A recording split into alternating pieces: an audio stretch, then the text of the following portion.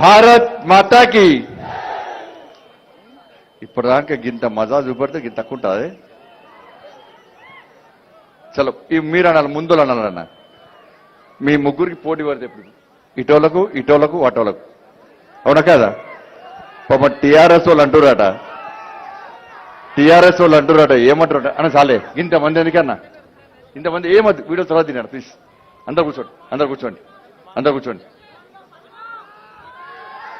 పైన చూడు, ఈ పైన తమ్ముడు జాగ్రత్త, ఆ పైన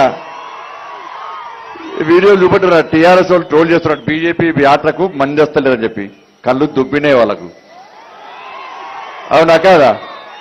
దుబ్బినాయలే కళ్ళు. ఒక్కసారి చూపడానికి మీ ముగ్గురికి పోటీ పెడతాను, ఎవరు గట్టి అంటే చూద్దాం. మూడలు భారత్ మాతాకి,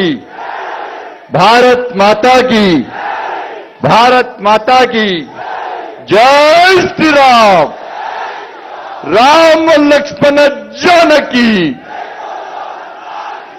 వందే నరేంద్ర మోడీ గారి నాయకత్వం, అమిత్ షా గారి నాయకత్వం, జేపీ నడ్డా గారి నాయకత్వం. ముందుగా ప్రజా సంగ్రామ యాత్ర మక్తల్కు వచ్చిన సందర్భంగా బ్రహ్మాండమైనటువంటి యాత్ర నిర్వహించి ఒక పండుగ వాతావరణంలో ఒక విజయోత్సవ ర్యాలీ. అంటే మక్తల్ గడ్డ మీద ఎట్టి పరిస్థితుల్లో రంగురంగుల జెండాకు స్థానం లేదు, పచ్చ జెండాకు, పింక్ కలర్ జెండాకు అసలే స్థానం లేదు. ఈ గడ్డ మీద ఎగిరాల్సింది కాశాపు జెండా తప్ప వేరే జెండాకు స్థానం లేదని నిరూపించే విధంగా పెద్ద ఎత్తున తరలి వచ్చి స్వాగతం పలికిన మక్తల్ ప్రజలందరూ కూడా హృదయపూర్వక దండాలన్న. నిజంగా మర్చిపోనన్న మక్తల్ సభను, ఈ యాత్రను ఎప్పుడు మర్చిపోనన్న, మీ ప్రేమ అభిమానం ఎప్పుడు మర్చిపోను. తమ్ముళ్ళ కేరింతలు, మా అమ్మల ఆశీర్వాదాలు, అక్కల బతుకమ్మలు, అంతేనా కాదా? ముఖ్యంగా ఈ మున్సిపల్ చైర్పర్సన్ అనేటువంటి అక్క బాధ చెప్పుకున్నదంతా చెప్పుకున్నావు. అక్క బాధపడుతున్నావు అక్క? ఏం బాధ లేదు, ఇంకా 3 సంవత్సరాలు గ్యారెంటీ మరి, అవునా కాదా? కేసీఆర్ కు గ్యారెంటీ లేదు, వెంటిలేటర్ మీద సర్కార్. మన ప్రభుత్వం ఆ లోపల ప్రభుత్వం పక్కా వస్తుందా రాదా? రప్పిస్తామా లేదా? ఉప్పని ఊడిపోతే ఊడిపోయే పార్టీ టీఆర్ఎస్ పార్టీ.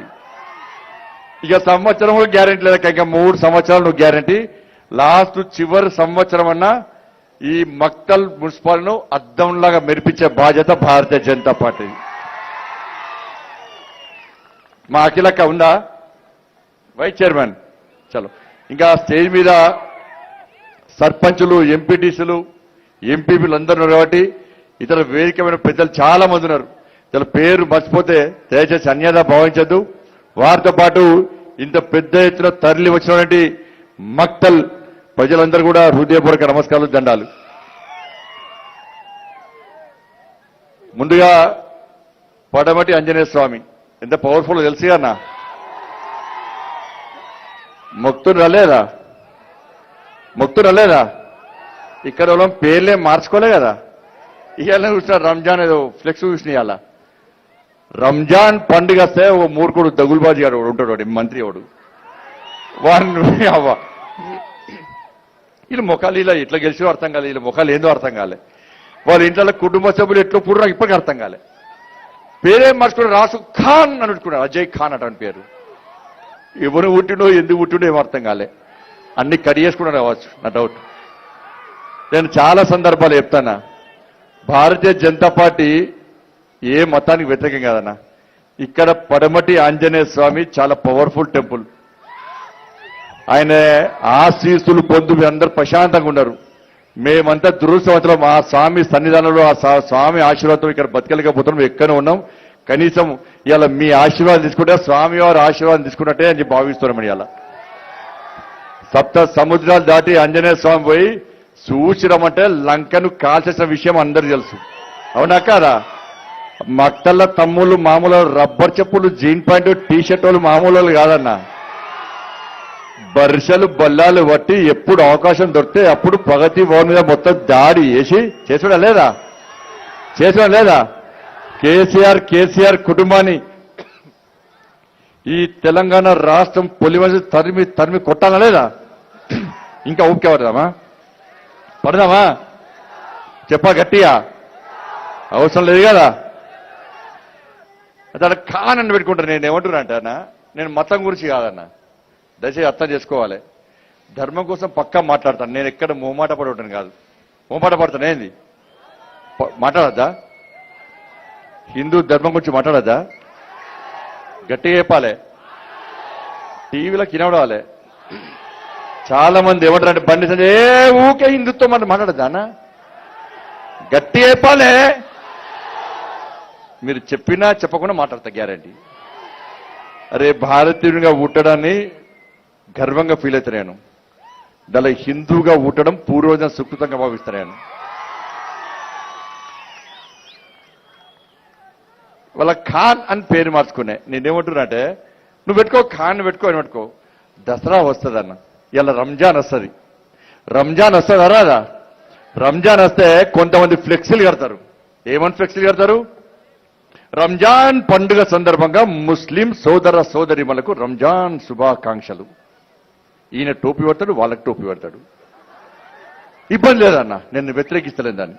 పెట్టుకో, నువ్వు టోపీ పెట్టావు, ఇబ్బంది, నాకు ఏం వ్యతిరేకిస్తలే నేను. దసరా వస్తుందన్న, దీపావళి వస్తుందన్న, సంక్రాంతి వస్తుంది, ఉగాది వస్తుంది. వస్తుందా రాదా? ఏం పెడతారే మక్తల్లా? మక్తల్ ఏం ఫ్లెక్స్ పెడతారే? మక్తల్ ప్రజలందరికీ దసరా శుభాకాంక్షలు పెడతారా పెట్టారా?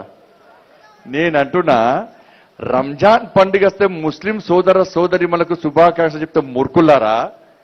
దసరా దీపావళి సంక్రాంతి వస్తే మక్తలి హిందూ బంధువులకు దసరా శుభాకాంక్షలు ఎందుకు బ్యానర్ కట్టవో అడగాలి.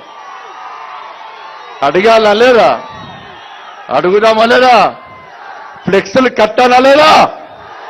అదే ప్రశ్నిస్తే భారతీయ జనతా పార్టీ మతతత్వ పార్టీ అంటారు. ఇదే ప్రశ్నిస్తే భారతీయ జనతా పార్టీ నాయకులు అరే 80% హిందువుల గురించి మాట్లాడే మతతత్వం అయితే భారతీయ జనతా పార్టీని మతతత్వ పార్టీ అన్న భయపడమన్న విషయాన్ని ఈ కుహనా లౌక్యవాదులు, కుహనా సెక్యులర్వాదులు గుర్తుంచుకోవాలి. ఈ తెలంగాణ రాష్ట్రంలో అన్ని వర్గాల ప్రజలు ఒకటే ఈ టీఆర్ఎస్ పార్టీని గడిలను బద్దలు కొట్టడానికి, ఈ టీఆర్ఎస్ పార్టీని కూకటి వేరుతో పెకిలించడానికి భారతీయ జనతా పార్టీ మాత్రమే సాధ్యమన్న విషయాన్ని గ్రహించే ఈ తెలంగాణ రాష్ట్ర ప్రజలు భారతీయ జనతా పార్టీకి మద్దతు తెలుపుతారు. కాబట్టి మొన్న ప్రారంభించిన యాత్ర జోగులాంబవారి అమ్మవారి ఆశీర్వాదంతో మొదటి ప్రజా సంగ్రామ యాత్ర భాగ్యలక్ష్మి దేవాలయం దగ్గర ప్రారంభించినాం. విన్నరా నా దుమ్ముదుమర పాట? విన్నరా? పాత బస్తీ దుమ్ముదుమర పాట విన్నరా? దుమ్ముదుముందా లేదా అడిగిరన్న చాలా మంది. భారతీయ జనతా పార్టీ ఒక దమ్ముందా అన్నారు. భారతీయ జనతా పార్టీ ఒక దమ్ముందా, ధైర్యం ఉందా? భాగ్యలక్ష్మి దేవాలయం పాత బస్తీ, అది మీ అడ్డ కాదు, కొంతమంది అడ్డా, ఎంఏ పార్టీ అడ్డా అన్నారు. వదిలిపెడదామా అన్న పాత బస్తీని? వదిలిపెడదామా అన్న పాత బస్తీని? అరే ఇంచు జాగ కూడా తెలంగాణలోని హిందూ సమాజం వదిలిపెట్టారు. రాసిపెట్టుకో. పాత బస్తీ మాదే, భాగ్య నగరం మాదే, ఈ మక్తల్ మాదే, నారాయణపేట మాదే, గద్వాల మాదే, అలంపూర్ మాదే, పాలమూరు నాదే, పూర్తి తెలంగాణ కూడా భారతీయ జనతా పార్టీ. ప్రతి గడ్డ మీద కాశాపు జెండాను రెప్పరెప్పలాడించి కమల పువ్వు వికాసం చేయడమే ప్రతి భారతీయ జనతా పార్టీ కార్యకర్త లక్ష్యమన్న విషయాన్ని గుర్తుంచుకొని పోయినమన్నా భాగ్యలక్ష్మి దేవాలయం దగ్గరికి ఎవరు సవాల్ చేసిండో ఆ సవాలు స్వీకరించినాం. టైం చెప్పినాం, డేట్ చెప్పినాం, ప్లే చెప్పినాం. వస్తున్నారో బిడ్డ, నీ గడ్డ అనుకునే నీ గడ్డ మీదకెళ్ళి నా అమ్మవారి ఆశీర్వాదంతో జై శ్రీరామని గర్జించే బాధ్యతను తీసుకొని నా తమ్ములు, నా భారతీయ జనతా పార్టీ కార్యకర్తలందరూ కూడా కాశాపు జెండాను, భగవద్ ధ్వజాన్ని పట్టుకొని జై శ్రీరామని గర్జించడానికి వస్తున్నామన్నాము. పోయినమా లేదా? అప్పుడు విశ్వాసం ఏర్పడదన్న తెలంగాణ రాష్ట్ర సమాజానికి. ఎస్, భారతీయ జనతా పార్టీ ఎక్కడికైనా పోగలుగుతుంది. ఈ తెలంగాణ రాష్ట్ర ప్రజలను కాపాడడం కోసం దేనికైనా తెగించి కొట్టాడే కార్యకర్తల పార్టీ భారతీయ జనతా పార్టీ అని చెప్పి ఈ తెలంగాణ సమాజానికి భరోసా ఇచ్చిన యాత్ర మొదటి ప్రజా సంగ్రామ యాత్ర భాగ్యలక్ష్మి అమ్మవారి కరుణా కటాక్షలతో ప్రారంభించి విజయవంతమైంది. రెండవ ప్రజా సంగ్రామ యాత్ర మొన్న ప్రారంభించడమన్న జోగులాంబ అమ్మవారి ఆశీర్వాదంతో ఏడైనా అమ్మలే అన్నా హిందూ ధర్మం గొప్పతనం అన్నా ప్రతి దానిలో అమ్మను గులుస్తాం. గోమాత మాత, భూమాత మాత, గోదావరి మాత మాత, నాగ దేవత అన్నిట్లో అమ్మనంటే తల్లిని తెలుసుకొని, మా అమ్మని తెలుసుకొని, మా భూమాతను అందరి ఆ అమ్మవార్లను తెలుసుకొని ఇలా ముందుకు పోయే పార్టీ భారతీయ జనతా పార్టీ అమ్మవారి భక్తుని కాబట్టి అమ్మవారి కరుణా కటాక్షతో రెండవసారి కూడా ప్రజా సంగ్రామ ప్రారంభించిన మన యాత్ర ఏడవేనా తండోపతండాలుగా తరలి వస్తున్నారు. ఏడవేనా విపరీతంగా జనం వస్తున్నారు.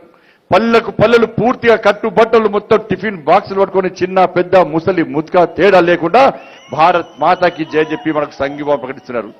హాయ్ ఫ్రెండ్స్, మా టుడే టుమారో యూట్యూబ్ ఛానల్ చూస్తున్నందుకు చాలా థ్యాంక్స్. మరిన్ని లేటెస్ట్ వీడియోస్ కోసం వెంటనే సబ్స్క్రైబ్ చేయండి. అలాగే ఈ బెల్ ని కూడా రింగ్ చేసేయండి.